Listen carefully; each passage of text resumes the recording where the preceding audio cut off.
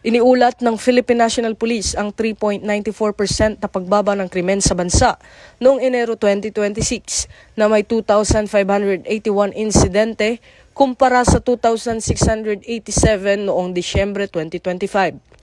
Bumaba rin ang murder, physical injuries, rape at motorcycle carnapping. Ayon kay Chief PNP Police General Jose Melencio Nartates Jr., patunay ito na gumagana ang pinaigting na operasyon at koordinasyon sa komunidad. Ang clearance rate sa malalang krimen ay mataas. Ang murder ay 80.99%, physical injuries na may 95.99%, rape na may 94% at theft na may 97.13%. Tumaas ng 32% ang bilang ng arestado.